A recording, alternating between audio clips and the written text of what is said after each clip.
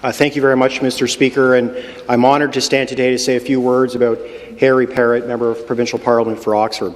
Born on this day in 1925, Mr. Parrot spent his childhood in Mitchell, Ontario.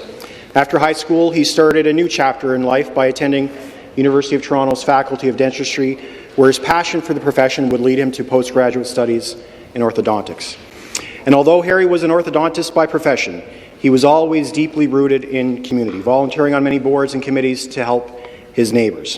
His love for his community ultimately fueled his desire to run for public office. Harry was elected to the Woodstock Public Utility Commission, the Woodstock Board of Education, and served on Woodstock City Council for 5 years. And in 1971, Harry would be elected to this place for the constituency of Oxford in the newly formed Davis government. Early on, Harry would describe himself as an idealistic rookie who occasionally liked to rebel. And after sending some really tough letters to ministers, Harry said he learned how to temper his advocacy for his residents of Oxford. Changes occur slowly, he said. You need a lot of patience. And as a golfer, Harry would learn that lesson inside and outside of this place. Harry would never stop advocating for the residents of Oxford, and within a few years of taking office had written some 6,000 letters on behalf of his constituents. And despite his early rebellion, after being re-elected in 1975, Premier Davis would ask Harry to join the cabinet as Minister of Colleges and Universities. He'd win again in 1977 and would later be named Minister of the Environment. But Harry wasn't one to stay in one place too often, and even a personal appeal from Premier Davis couldn't get Harry to run again in 1981.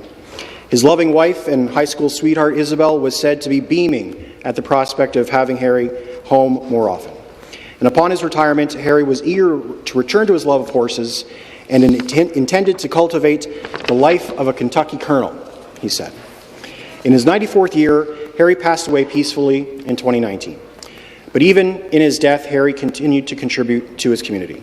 In October of that year, led by his wife Donna, the family presented a check for $5,000 to the Clinton Public Hospital in memory of Harry. The donation was used towards an accessible shower in the inpatient unit at the hospital. His son Craig explained how important the hospital had become to his dad because of the care and nurturing that he had received. He just felt comfortable there, Craig said. We all know, Mr. Speaker, how much time it takes to represent one's neighbours here in this place. Time away from family, away from friends, away from the hobbies and the passions of our lives. It's long been said that the most valuable gift you can give outside of your love is your time. And it's clear that Harry loved his community. To his loving wife Donna, his children Craig, Nancy and Lori, his 8 grandkids and 18 great-grandchildren, thank you for sharing Harry with us.